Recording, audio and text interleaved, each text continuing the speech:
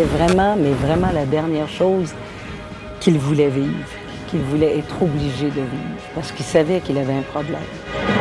Il devient évident pour nous que M. Marshall ne peut être l'auteur des crimes qui lui ont été reprochés. Il a perdu 5 ans de sa vie en prison. Simon Marshall n'était pas l'agresseur de Sainte-Foy. Transformé en torche humaine, cet homme vit dans la douleur et la peur. J'aimerais qu'il pogne le coupable qui a fait ça. Le prix du mazout qui grimpe, la facture d'huile à chauffage explose. Je comprends parfaitement le consommateur, mais même pour nous, c'est pas évident de vendre du pétrole à ce niveau-là.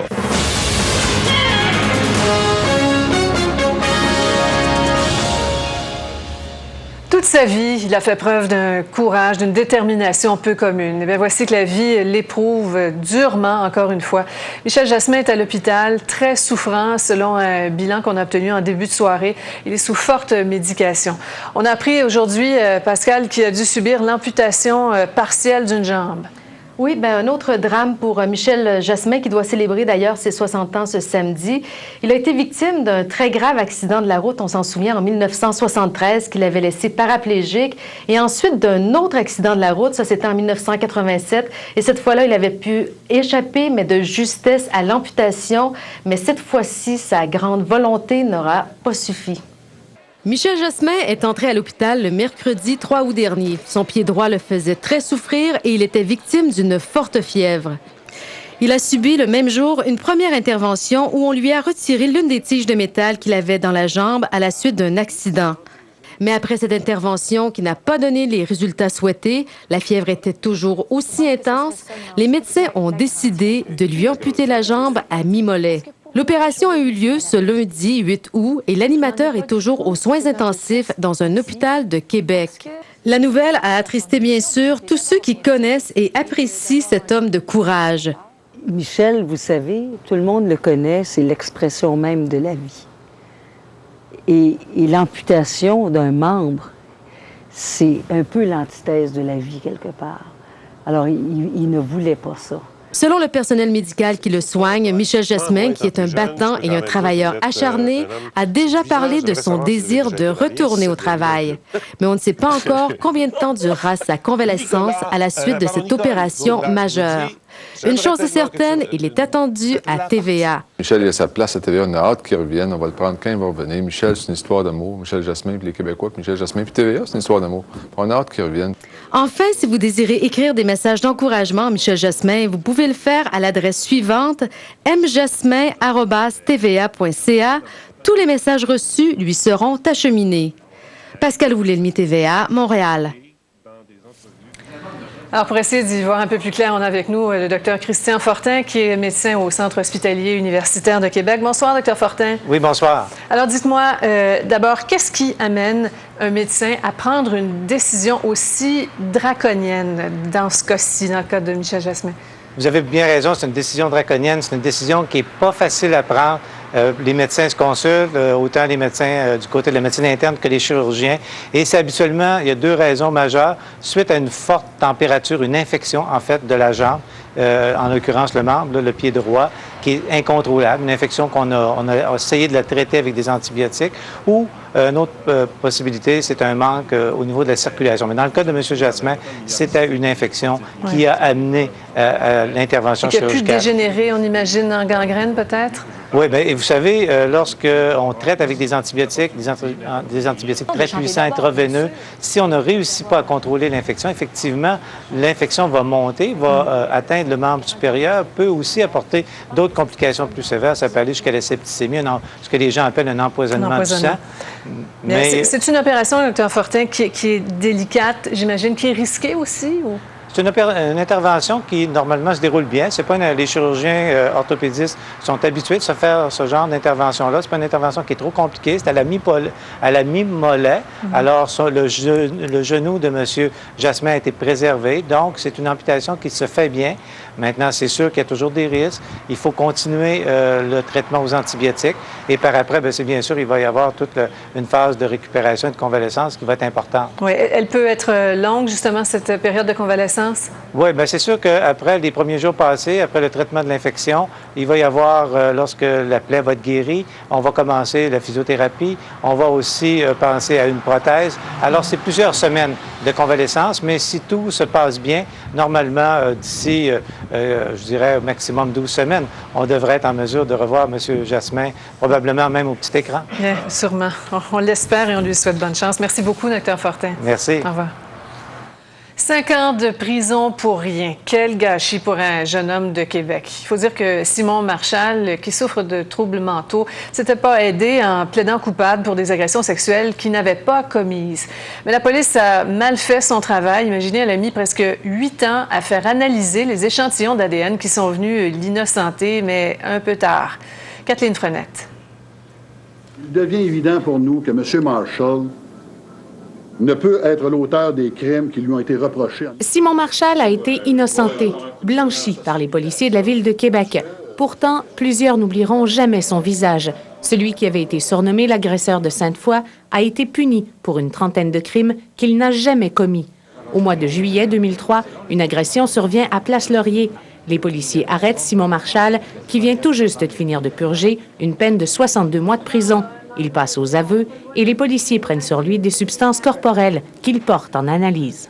8 janvier 2004, c'est le résultat des tests nous reviennent. C'est négatif. Ce n'est pas le profil de M. Marchal.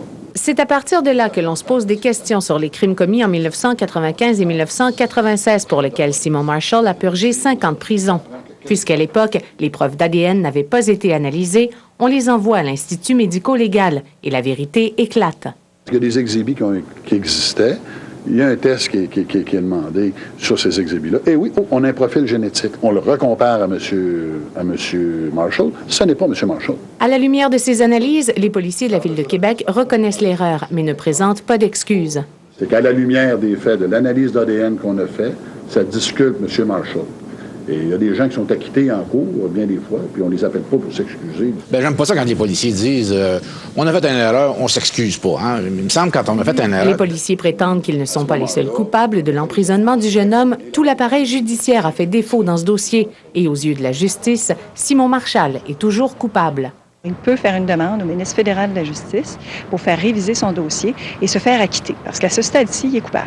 Une évaluation psychologique faite en 1998 avait mentionné que Simon Marchal avait des troubles sexuels reliés au viol de sévérité élevée. À la Commission des libérations conditionnelles, on avait même refusé de le libérer, puisque selon eux, s'il était remis en liberté, il était susceptible de commettre une infraction qui pourrait entraîner un dommage grave à une autre personne. Un procureur de la Couronne a même tenté de le faire déclarer délinquant dangereux. Tout cela alors que Simon Marchal n'a jamais commis aucun crime. En se basant sur la jurisprudence, Simon Marchal pourra demander une compensation financière qui pourrait atteindre un peu plus de 2,5 millions de dollars pour ses 5 années passées en prison, une somme qui ne lui redonnera jamais ses années perdues, alors que le ou les violeurs de Sainte-Foy courent toujours. Kathleen Frenette, TVA, Québec. Un autre qui a vu sa vie basculer du jour au lendemain, c'est cet homme de la région de Rigaud qui a été, on pourrait presque dire, arrosé de feu en janvier. Pur inconnu, quelqu'un qui lui en voulait de toute évidence. Depuis ce temps-là, la vie de Stéphane Bertrand est un cauchemar. Harold Gagné. J'aimerais qu'il poigne le coupable qui a fait ça. Stéphane Bertrand a été brûlé vif sur plus de 50 % de son corps le 15 janvier dernier. Il était environ 19 h lorsqu'un individu s'est présenté chez lui à Sainte-Marthe. Son épouse a répondu à la porte. Stéphane Bertrand s'est avancé et a été aspergé d'essence par son agresseur. Un gros contenant de crème glacée, plein de gaz avec le feu, puis là, il m'a lancé ça sur le corps. C'est un de ses voisins qui l'a finalement secouru. Il est demeuré 6 mois à l'hôpital, dont 2 dans le coma. En mars dernier, la SQ pensait avoir arrêté son agresseur, un homme de Rigaud. Stéphane Bertrand a fait une description détaillée du suspect aux policiers, mais cette description était fausse. L'individu a été relâché. J'étais sur la morphine non-stop tout le temps pour la mal. Puis là, ils m'ont questionné, mais moi, dans le cas, moi, je me suis inventé une histoire. Puis j'ai trouvé un suspect que quelqu'un que je connaissais, mais c'était pas véritablement lui.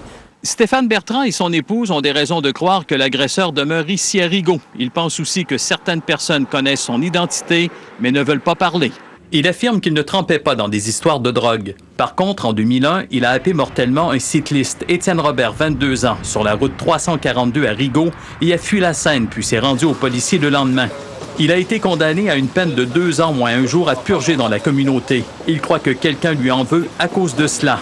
Sa femme se sent souvent menacée lorsqu'elle se rend au village. Il y avait des gens qui venaient me dire, regarde, ils l'ont manqué, ou ils faisaient un petit sourire en coin, ils me regardaient puis ils me riaient en pleine face. Selon nos informations, la SQ a saisi durant l'enquête des éléments de preuve qui pourraient avoir appartenu à l'agresseur. Ils sont actuellement analysés en laboratoire. L'enquête progresse, mais le calvaire de Stéphane Bertrand va se poursuivre. Il devra subir d'autres interventions chirurgicales au cours des prochains mois. J'ai eu une plaie dans le dos.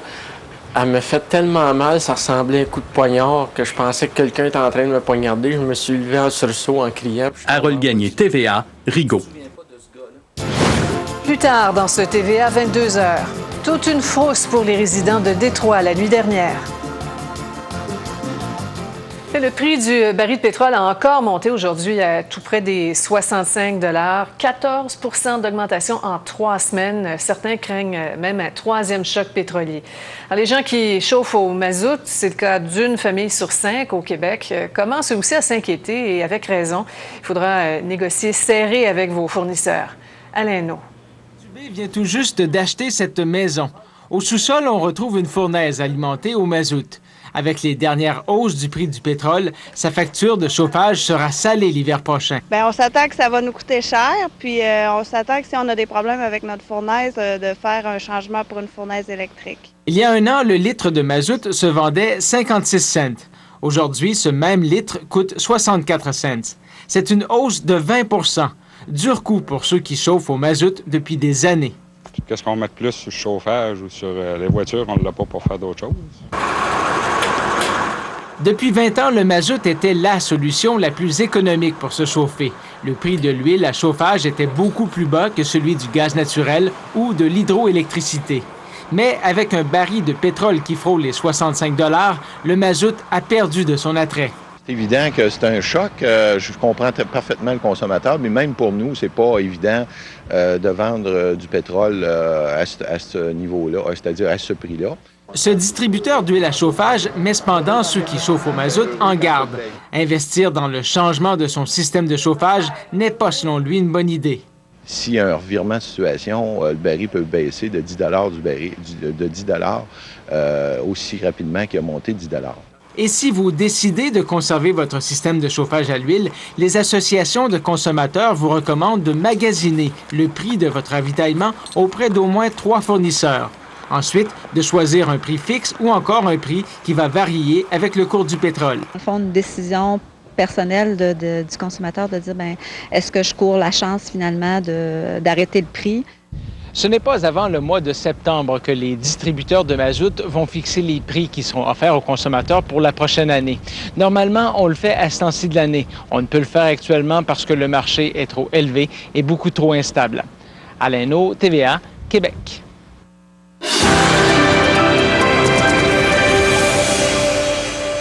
Alors, on parle un petit peu météo avec Lynn. Lynn, à Saint-Hyacinthe, un gros coup de vent? Oui, absolument, Sophie. On se demandait même si ce n'était pas une tornade. Mais j'ai parlé il y a quelques minutes à un expert d'Environnement Canada qui s'est rendu sur place ce soir, donc qui m'a confirmé que non, ce n'était pas une tornade, mais bien une micro-rafale qui avait des vents qui soufflaient jusqu'à 100 et 120 km. Et c'est ce qui a causé les quelques dommages matériels. Donc, on a eu des arbres brisés qui ont endommagé quelques voitures. Il y a la toiture d'un bâtiment qui a été soulevée. Il y a un poteau d'Hydro-Québec qui a été brisé, ce qui a entraîné quelques pannes de courant.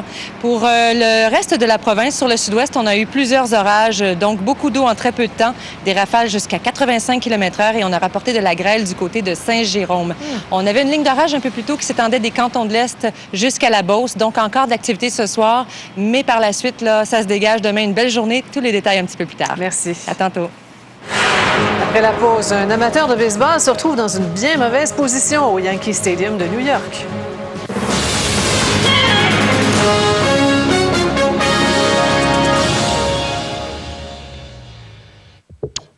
Notamment dans le secteur du corridor d'Héberville. La compagnie Éolectrique a d'ailleurs investi plusieurs milliers de dollars pour étudier la possibilité de développer ce type d'énergie à une plus grande échelle. On parle d'une centaine d'éoliennes, mais on ne parle pas juste d'Héberville. On parle du couloir de la plaine d'Héberville qui s'étend jusqu'à l'arrivée d'Alma tout de même, là. Parce qu'il est important de connaître la force, mais surtout la constance du vent. Selon une étude du ministère des Ressources naturelles, le Saguenay-Lac-Saint-Jean est la 3e région du Québec la plus intéressante pour l'exploitation éolienne. 2 personnes, un homme et une femme, sont mortes ce matin à Poénégamouk, dans le Bas-Saint-Laurent, dans ce qui semble être un nouveau drame conjugal. L'homme, dans la quarantaine, aurait tué son ex-conjointe avec une arme à feu avant de s'enlever la vie. Les voisins ont entendu plusieurs coups de feu et ont alerté la police. À leur arrivée, les policiers ont trouvé les 2 corps qui gisaient par terre. La femme habitait seule, elle était séparée depuis peu.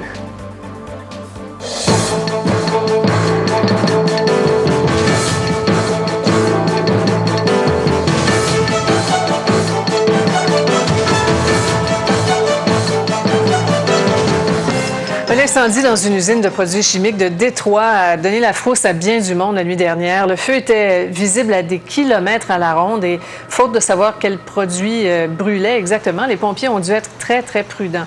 Heureusement, personne n'était à l'intérieur des installations, mais des résidents des environs et des pompiers ont été incommodés par les vapeurs toxiques. 32 personnes ont dû être hospitalisées. Elles disaient ressentir une sensation de brûlure dans la bouche et souffraient de difficultés respiratoires. Un amateur de baseball américain s'est retrouvé dans cette fâcheuse position après avoir pris un pari avec des amis. Il leur avait dit qu'il était prêt à se jeter du haut des gradins. Question de voir si le filet de sécurité du Yankee Stadium pouvait supporter son poids.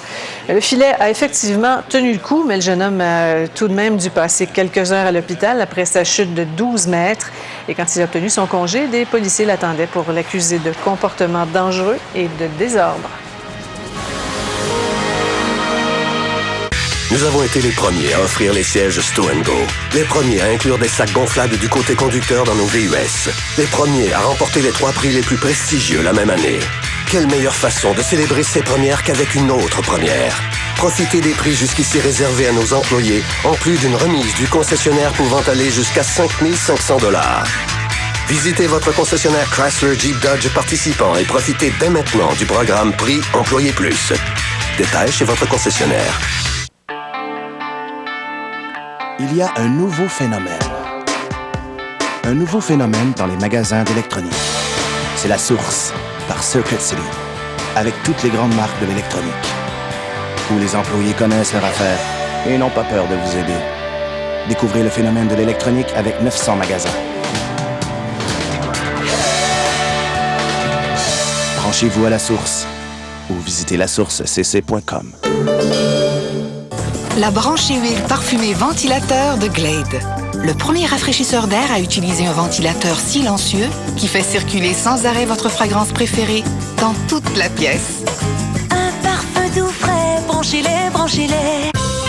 C'est pratique, c'est tellement petit, je peux les apporter en voyage, ça prend pas de place, je peux les mettre dans ma bourse, puis ni vu ni connu. Ça sent très bon. Le sentez-vous? C'est un jet, ça suffit. Glade Ultra, offert dans une variété de superbes fragrances. Les Cigales, grande signature. Un vin d'origine contrôlée. Les Cigales biologiques pour découvrir l'esprit du terroir. Et les Cigales rosées pour agrémenter les fins d'après-midi.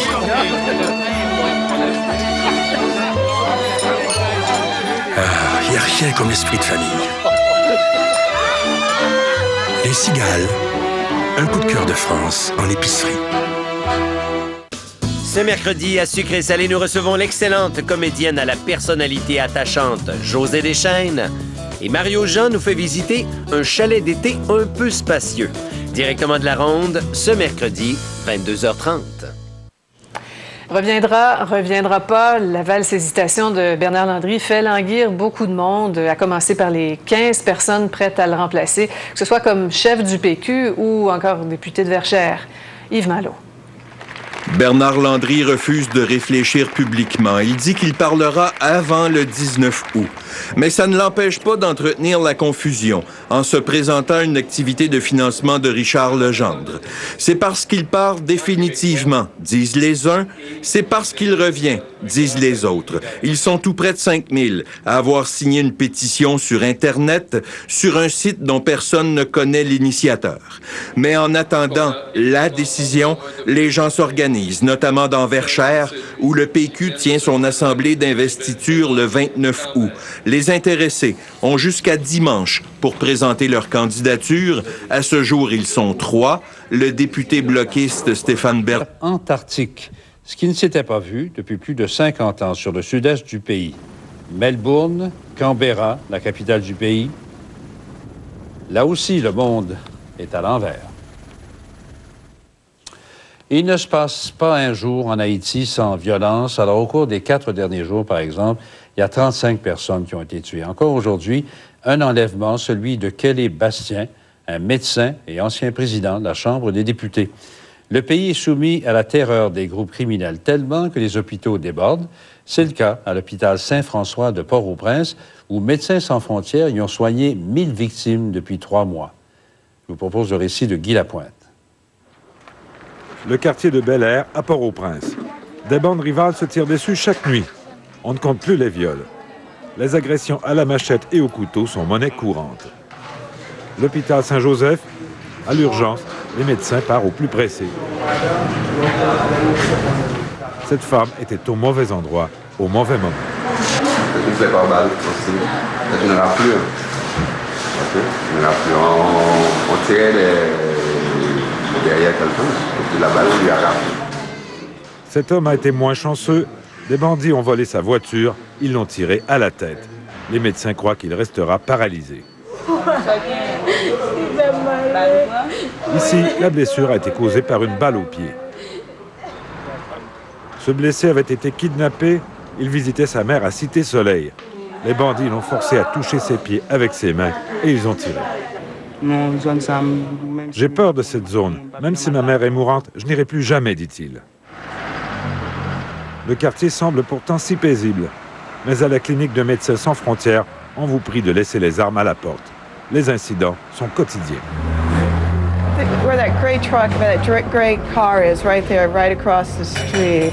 Vous voyez là où est stationnée cette voiture? Un passant a reçu 3 balles. Pas très loin, un homme a été retrouvé mort dans la rue. On parle d'un kidnapping et d'une fusillade avec la police, raconte ce docteur. Devant toute cette violence, les forces de l'ONU semblent bien impuissantes. Guy Lapointe, Radio-Canada, Montréal. Des hommes comme lui, il n'y en a pas beaucoup, et des roulottes comme la sienne, encore moins. Le père Emmett Jones, celui qu'on surnomme le père Pop, c'est le bon Dieu dans la rue à Montréal qui vient en aide aux jeunes sans-abri depuis près de 20 ans. Aujourd'hui, Pops étreint son tout nouvel outil de travail qui est un motorisé flambant neuf que Karine Bastien a visité. Là, comme ça, ouais. Encore une fois, Pops, le père Emmett Jones, ouvre ses portes aux jeunes sans-abri. Et cette fois-ci, c'est un motorisé presque neuf qui accueillera ses amis de la rue. Question de remplacer l'ancien qui avait fait son temps. On est content, enfin, on est ébloui. Ce jeune qui fréquente le motorisé depuis plusieurs années était particulièrement fier de visiter la 4e roulotte de Pops. Je suis bien content parce qu'ici, les bancs sont en ligne droite, alors que dans l'autre roulotte, c'est tout éparpillé partout, puis tout le monde était serré. Les concepteurs ont pensé à tout.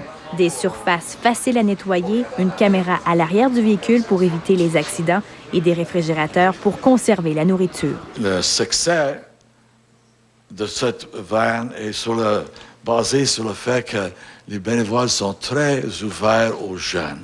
Il faut penser qu'on a distribué 1,2 million de hot dogs. On a eu 1,2 million de merci. Dans la rue a pu compter sur de nombreux commanditaires pour l'aider à financer ce projet. La compagnie de Michel Sauvageau a adapté le véhicule aux besoins de l'organisme. Un travail de 600 heures, presque entièrement bénévole. On a installé des systèmes de chauffage qui sont utilisés pour d'autres applications qui sont un petit peu différents, qu'on a adaptés à ça, qui va fournir une chaleur intense tout de suite à l'arrivée, à l'ouverture de la porte. Pops espère que ce motorisé aura une durée de vie d'au moins 10 ans. Il souhaite surtout donner un bon coup de pouce aux jeunes sans-abri comme Souk. Maintenant, je continue à les fréquenter. Je commence à m'en sortir. Tout ça, c'est grâce à eux autres. Oui. J'ai même mes propres clés de mes appartements. Sinon, je ne serais pas encore ici aujourd'hui. Souk fait partie des 6000 jeunes qui ont visité la roulotte de Pops depuis 1998. Karine Bastien, Radio-Canada, Montréal. Je Je pense qu'on sympathise tous avec Perdita Félicien qui ne pourra défendre son titre de championne du monde aux 100 mètres haies à Helsinki.